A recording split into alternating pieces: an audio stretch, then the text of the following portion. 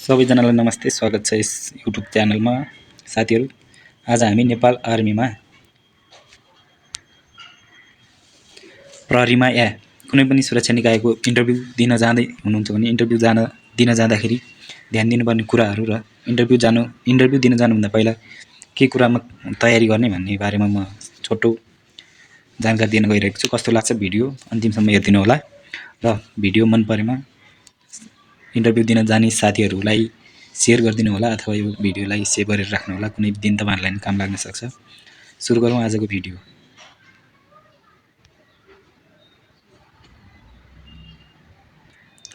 सबैभन्दा पहिला हामीले इन्टरभ्यू भनेको के हो भन्ने बुझ्नुपर्छ। इन्टरभ्यूमा सफल हुन ज्ञान मात्र होइन, तपाईँहरूको प्रेजेन्टेसन, तपाईँहरू बिहेभियर र कन्फिडेन्सलाई पनि उत्तिकै ध्यान दिन्छ। खास गरी नेपाल आर्मी, नेपाल प्रहरी, एपिएफ अनुसन्धान प्रधान संस्थाको लागि त यो झन् एकदम सानो कुरा पनि निर्णायक बन्न पुग्छ। इन्टरभ्यू भनेको यस्तो हुन्छ। र तपाईँहरूले मलाई युट्युबमा GURKHS गोर्खा 61 सर्च गरेर हेर्न सक्नुहुन्छ भने टिकटकमा पनि त्यही गोर्खा 61 हेरेर सर्च गरेर भेटाउन सक्नुहुन्छ। इन्टरभ्यू दिन जाँदा ध्यान दिनुपर्ने कुराहरूको बारेमा म भन्न गइरहेको छु। सबैभन्दा पहिला त तपाईँहरू फिजिकल्ली र मेन्टल्ली रूपमा इन्टरभ्यू दिन तयारी हुनुपर्दछ। त्यसको लागि सबैभन्दा पहिला तपाईँले फर्म भर्दाखेरि जे डकुमेन्टहरू लग्नु भएको थियो त्यो सबै डकुमेन्टहरू, ओरिजिनल डकुमेन्ट र जे ल्याउनु भनेको हुन्छ त्यो डकुमेन्टहरू लगेर जानु होला। त्यसपछि ध्यान दिनुपर्ने कुराको 1 नम्बरमा रहेको छ ड्रेस, पहिरन र देखावट। तपाईँहरू इन्टरभ्यू दिन जाँदै हुनुहुन्छ भने सबैभन्दा पहिला तपाईँहरूले सफा लुगा लाउनु पर्यो। सफा लुगा भनेको महँगो लुगा होइन कि सफा चिटिक्क परेको, हेर्दा नि सुहाउने। केटाको हकमा दाह्री कपाल काटेर ढाका टोपी लाउने भने केटीहरूको हकमा फर्मल नर्मल कुर्ता सुरुवाल हुन्छ। र तपाईँहरूको देखाइबाट पनि इन्टरभ्यूमा यो कस्तो मान्छे हो भनेर चिन्छन्। त्यसै गरी तपाईँहरूले समयलाई विशेष ख्याल दिनुपर्दछ। समय भनेको एकदम महत्त्वपूर्ण हुन्छ। तपाईँहरू इन्टरभ्यू दिन जाँदै हुनुहुन्छ भने कम्तीमा पनि 15-20 मिनट अगाडि अथवा तोकिएको समयमा पुग्नुपर्दछ। यदि तपाईँले ढिला गर्नुभयो भने तपाईँको इन्टरभ्यूमा त्यो पनि नोटिस गरेर राखेको हुन्छ, ढिला पुग्नु हुँदैन।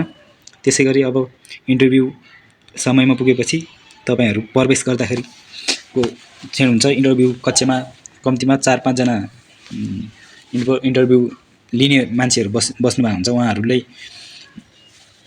पालैअनुसार बोलाउनुहुन्छ अथवा दर्ता नम्बर अथवा तपाईँको कुनै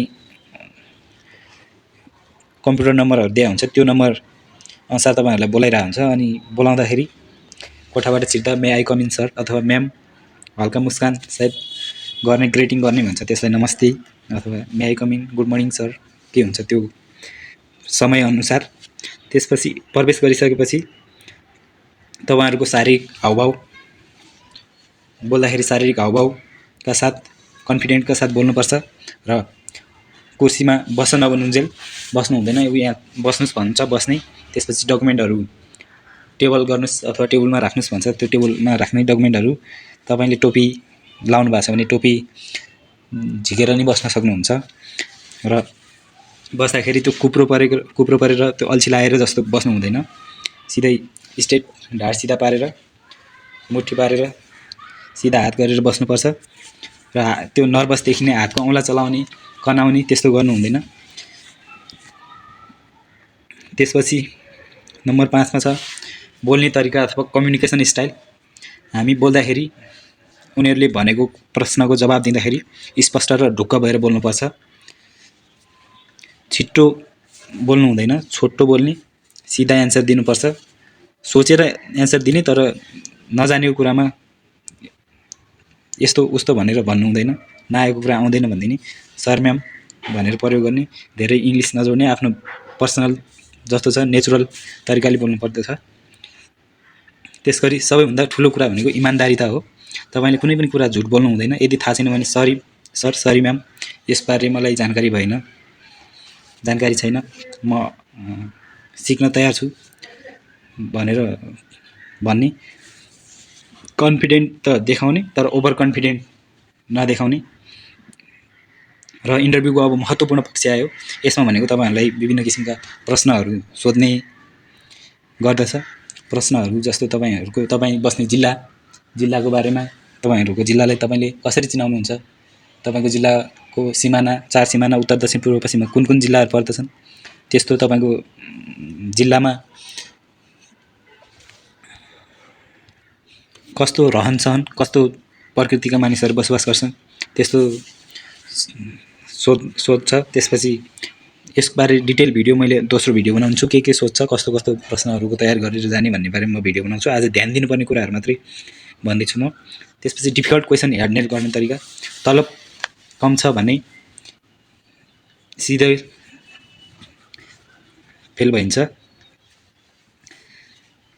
तलब कम छ जस्तो विभिन्न क्रस क्वेसनहरू गर्छ, त्यसो तपाईँको तलब त कति हुन्छ थाहा छ, त्यस्तो क्वेसनहरू गरे हुन्छ। त्यस्तो क्वेसनमा तलब कम छ भनेर नर्भस नहुने, म यही तलबमा भयो भने आफ्नै देशमा काम गर्न सक्छु, यस्तो भनेर व्यावहारिक तरिकाले क्वेसनको एन्सर दिने, शान्त भएर सोचेर एन्सर दिने, नआत्तिने।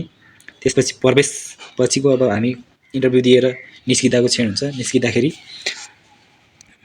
थ्याङ्क यू सर भन्ने, थ्याङ्क यू म्याम भन्ने, कुर्सी मिलाएर राखिदिने र आफ्नो सामान लिएर निस्किने, हतार नगर्ने, कुर्सी मिलाएर राखिदिने, सबैलाई ग्रिटिङ गर्ने। र कस्तो लाग्यो आजको भिडियो राम्रो लागेमा साथीहरूलाई सेयर गर्नु होला। र मैले इन्टरभ्यूमा एक्ज्याक्ट के क्वेसन सोध्छ र मेरो अनुभवमा मलाई कस्तो क्वेसन सोधेको थियो, त्यो क्वेसनहरूको बारेमा मैले भोलि भिडियो बनाएर ल्याउँछु। आजको लागि यति। मेरो टिकटक आइडी गोर्खा61